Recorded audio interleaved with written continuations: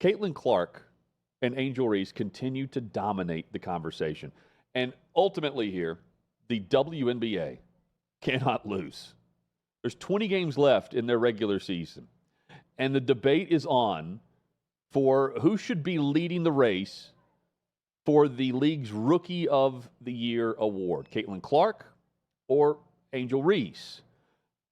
I have my answer. I was on with Dan Dockich this morning. No, don't at me. He certainly has his. Monica McNutt of ESPN, she was on Get Up, and, well, she has her answer. I have said this all season, BC. My Rookie of the Year is going to go based on the standings. Okay. Because I think that is how you have the opportunity to measure impact. And the sky's right above them. And the Sky right now are in the playoffs, so you'd have to give the nod in my mind to Angel Reese. Look, the double-double streak that she's rocking and rolling, chasing down, 12 double-doubles to start is the record that spanned over 2 seasons. She's already gotten to 11. I think when you sit back and you look at what's around her, head coach Teresa Weatherspoon in her first year, there's not another #1 draft pick on that roster currently. There's not another all-star on that roster currently from years past. Indiana, they are building blocks. Yeah. Aaliyah Boston, Rookie of the Year, #1 pick last year. Obviously, Caitlin Clark this year. Kelsey Mitchell has had big-time seasons over the course of her career. So there's more there in terms of the supporting cast around Caitlin, but both of them have been incredibly impressive. And I think those odds don't really indicate how close this race is. Yeah, I love it. To me, I go back to like when Bird and Magic were first in the NBA. This is kind of what we got going on right now in the W. With For sure. It's fantastic. Obviously, the games between the two of them are the highest rated. So you got to give each their requisite credit due in that one. And I got to say, of both of them, I have so much respect. The eyeballs are as big as they've ever been, and they are showing up and entertaining. Both have exceeded my expectation in their rookie season, for sure. Well, what you said at the end there is absolutely correct, exceeding expectations. She's going by standings now. Just to update the standings, the Fever, the 7 seed currently, with the Sky, the 8 seed. 9-13 for Indiana, 8-12 for the Chicago Sky. Caitlin Clark is the Rookie of the Year as of right now. And I don't think there's much argument to that vote currently. I'm not taking anything away from Angel Reese. She has been fantastic. But Caitlin Clark has been the best. She's been as advertised, and that's with a target on her back. Angel Reese has made it closer than expected, this whole debate. Yes. This discussion, yes. But the Vegas odds remain heavy in Clark's favor. She's #1 in every rookie statistic except rebounding. That's with Angel Reese. And Reese recently set the record for the most consecutive double-doubles in league history for a rookie. Just period. That happened yesterday. Her 17 points, 14 rebounds. She passed Candace Parker for the most. She now has 13 straight games with that stat line. But Clark still tops the stats. And again, that's not knocking Reese. Her job is to rebound. She says it herself. Clark's job is to, well, be the best player on the floor. And among rookies, she has been. She just posted a triple-double. Why is that so noteworthy for a player who is the all-time leading point scorer in college basketball history? Well, in the WNBA history, there have been 996 rookies that have entered the league. And Caitlin Clark is the first among all of them to produce a triple-double. That's the first. And it's not going to be her last. And it maybe not her last for the season even. For the season, her numbers look like this. She's averaging 16 points per game, 5.7 rebounds, 7 assists, 1.3 steals, nearly a block, and a team-high 34 minutes per game. Now, these stat lines are much closer, I think, than many would expect. But right now, Caitlin Clark is the Rookie of the Year over Angel Reese. The only areas where Reese stands above Clark is in rebounds and block shots, as you would imagine. And she has a great shot, by the way, to break the single-season record for the most double-doubles, period, over the course of a single season. That number is 22. And she's likely to do that. In any other season, Angel Reese runs away with this. But right now, Caitlin Clark receives the vote. Even though Chicago Sky, they're backing their player over the weekend. Of course, Caitlin Clark had the triple-double. First time we've seen that from a rookie. Chicago's player.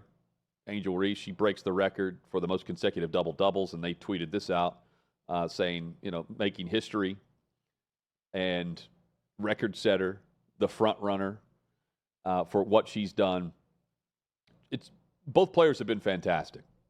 Clark's detriment, by the way, and this may come back to hurt her over the final 20 games or so, she has 42 more turnovers, Caitlin Clark, than any other player in the league. Angel Reese has 35 more offensive rebounds than any other player in the WNBA right now. ESPN's going to harp on this. They're going to make this a great debate on Get Up and on First Take. And while I think right now it's a bit manufactured, it's not going to be manufactured as we continue throughout the rest of the season. Again, 20 games remain. Clark is going to continue to back up the hype. She's packing arenas. They had over 20,000 last week in Las Vegas. That was the best attendance that they've had in the WNBA since 1999. Everyone is in awe of her distance, her clutch performances. That shows up in the second half of the season to me because she's undeniable. The vote, by the way, for the Rookie of the Year, it's very similar to the Heisman vote, for those familiar. There's going to be 60 sports writers and broadcasters in the WNBA across the league that will cast their ballot for the top 3 rookies in their mind. And then each spot is allocated a certain amount of points for first, second, and third. You combine all of those, and it's very similar to the Heisman Trust and how they award the Heisman Trophy. The WNBA has said can't lose. They continue to get it right on the marketing aspect of what we're seeing with Caitlin Clark and with Angel Reese and the overall season and the ratings that they're seeing. They're going to team up, Clark and Reese, in 12 days. It's on July the 20th for the WNBA All-Star Game. They're going to be on the same team. And the format this year is fantastic. The game is going to showcase the league's All-Stars against the USA Basketball Women's National Team as they prepare for the Summer Olympics in Paris. So for all the complaining that I've done about all of these All-Star games that we continue to tune into, the flag football game that's been a flag football game way before it's actually been acknowledged by the NFL, that was garnering 6 million viewers for no reason whatsoever. Now it's a talent show combined with the flag football game that continues to pull in eyeballs in February. The NBA All-Star Game, 0 defense, but they still pulled in the millions of viewers for a nice rating on TNT.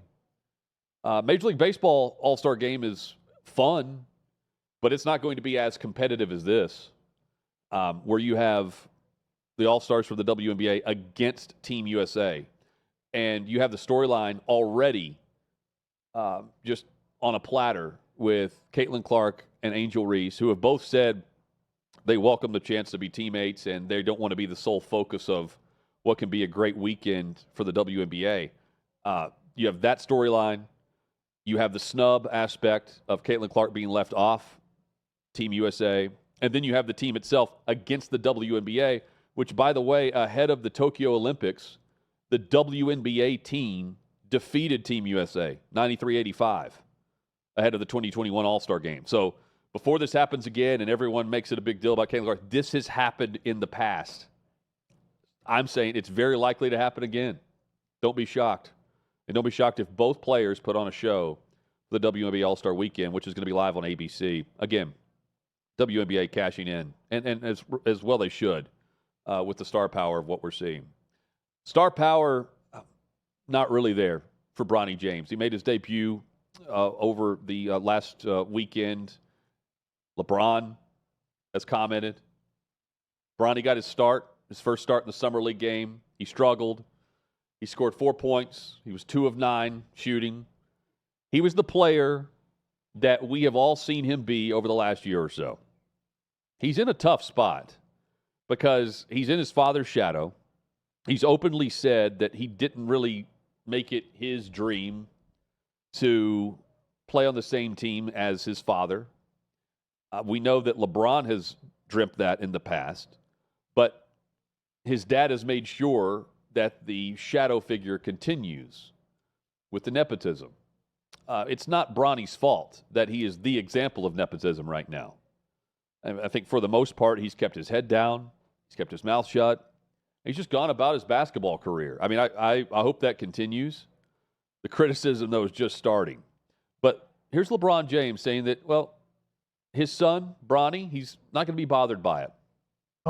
I don't know if people really understand Bronny.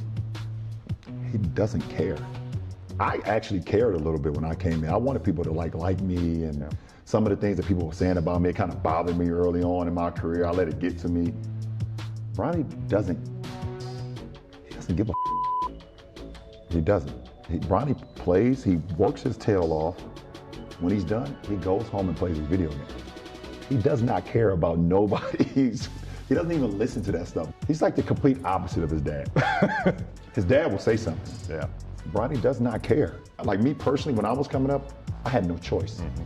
I literally had no choice. I had to make it out. Like I had no choice. I had to make it out for me, my mom, my family. Bronny has all the choices in the world. So it's like a whole nother, people don't understand how hard that is in the commitment. For him to be coming out of heart surgery less than a year ago, for him to be able to be in the NBA, the kid he's special, but he doesn't care. He doesn't, I mean, that's LeBron with ESPN with Brett McMenamin. I like the fact that LeBron is admitting that his son's the opposite of him. I mean, that makes me like Bronny James more. While he may not care, LeBron definitely does. I like how Bronny attacked the game in his debut. He didn't hesitate shooting the basketball. He just doesn't shoot it very well. But he didn't look awful. I think he's handling the pressure well. And I like the fact that he cares less than his dad does about this. I hope the trend continues, but it's in his dad's shadow. And he's the definition of nepotism, where if not for LeBron, who he just mentioned, Bronny could be doing a number of different things like playing video games. Instead, we're watching Bronny James about to team up with his dad, who just took a $3 million hit on his contract, by the way, to help out the Lakers, which was necessary. They need to be below the second shelf of the overall salary in order to just add a couple of role players, which they need, because it has been a disaster of an offseason in Los Angeles. They went after Dan Hurley. He turned down a 5-year, $70 million offer. Today, making it official, staying at UConn, 6 years, $50 million. That officially announced by Connecticut. They end up with J.J. Redick, and then they're turned down by Klay Thompson, who ends up in Dallas instead of choosing the Fishbowl. And so have others. Offseason has been a failure for the Lakers. And their top player is 39 years old, just signing a 2-year deal. And the storyline of their offseason is a guy who's not going to play, in LeBron James Jr., who, awful announcing compared to Tim Tebow as an overrated athlete. I don't know how they make this comparison, considering one player could not crack the starting lineup for one of the most underachieving programs in the country last season in college basketball, Southern Cal. And then there's Tim Tebow. 2 national championships as a quarterback at Florida, Heisman Trophy winner, one of the greatest college football players of all time, if you look through the lens of college athlete. There's not much in common with Tim Tebow and Bronny James. Maybe that small stint in minor league baseball and how he was handed the roster spot instead of earning a roster spot in minor league baseball. But this is not close to comparable as an example. And awful announcer got roasted for this. Tebow earned his status on the gridiron. Bronny is playing in the NBA right now because he's LeBron James Jr. and Senior said to draft him. He didn't play yesterday, Bronny, in the second California Classic game in the Summer League because of swelling in his left knee. That led to the immediate jokes because of the back-to-back. He played Saturday, didn't play Sunday, about load management, which, I mean, is warranted. But he's expected to play on Wednesday, and what's the finale of the California Classic, and we'll make more headlines there. Dalton Knecht, by the way, didn't shoot the ball well either. So both rookies for Los Angeles not faring all that well. Davey Hudson joins us. Davey, how was the July 4th weekend, man? I had a great weekend. It was very much needed, able to spend some time with some family, celebrating America's independence. But I guess as you look at ESPN sticking on this subject, I did get a notification that Bronny James was making an appearance on the court for the Summer League. You did? Yeah, I messaged you guys whenever I saw it, and I was just like... That was the screenshot? Yeah, I just... Chad, of course, was like, hey, how'd Dalton connect? I was like, well, neither player did great. That's what I saw, yeah. He didn't play well at all. But, yeah, it's just... definitely a swing and a miss by awful announcing. I get they're trying to make it more about the baseball standpoint as far as Tim Tebow's time. And the overall ESPN yes. Attention. Like, here's the screenshot from what you're referencing from ESPN.com and what awful announcing is saying, where he scores 4 points on 2 of 9 shooting. And the headline is about the bucket that he put in against a Summer League opponent that I didn't even know. Did you know the game was on? If not for that update? If I didn't get the notification, I would not have known about it. I for whatever reason, I thought they started Summer League later in the year than over the 4th of July holiday. Yeah, then right after. But I guess it makes sense with not a whole lot going on in the world of sports, but I turned it on for about 2 minutes, and I was just like, this is terrible, and just turned it right back off. Just while I was on driving, I wasn't driving. I was in the car, pulled it up on my phone. It's one of those things where I get what ESPN is trying to do, but it's to the point it's making people tune out even more, in my opinion. Yeah, and I appreciate the organic, the fever pitch, pardon the pun, of what we're seeing with Caitlin Clark and Angel Reese. Like that was organic in how it all happened in college basketball. And now it's bleeding over to the WNBA, and which is great for the league, great for debate, great for ESPN, who has the rights to air these games. This is totally manufactured. 100%. Going back to even Ramona Shelburne and that whole thing from like a month ago, standing on and stumping for the fact that Bronny James, this wasn't a nepo, but this is the example of it. And while, again, I don't think he fell flat on his face, by no means do I think he's warranting a spot on the Lakers roster, let alone, like, not even close to being a draft pick. And we heard that from NBA scouts throughout this process. And how we were sitting here, it was after the show when he was ultimately drafted 55th overall, but we saw how ESPN decided to cover that, knowing it was coming down a couple of minutes before that pick was official. But the Boston Celtics went on the clock. They took a commercial break with Boston on the clock to make sure they came back with their pick, and then all of a sudden the Lakers were ready to go with Bronny. And I mean, we've talked about it ad nauseum about how he should have gone back to school. But it's one of those things to where if you're Bronny, I would just like you to recognize he's never going to say this, but he's like, listen, if my father wasn't LeBron James Jr., I wouldn't be in this position. Yeah, I think he knows. Like, I think he understands that. Like, what he had to say post game, I felt like was genuine. Where he's like, hey, the atmosphere was something I wasn't expecting. Some at the first Summer League game, he says the college game was faster. Things are slowing down for him. That's what the Summer League's for, is to see how you fit in with the overall system of the franchise that just drafted you. You're the whole sitting out because of swelling and whatever. Like I don't think they read into that all that much.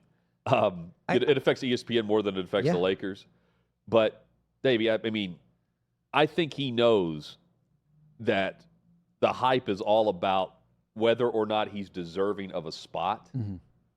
And I don't see it. I'm not saying he believes that. I think, again, he didn't hesitate to shoot the ball. He didn't hesitate to hit the rim, a drive to the basket.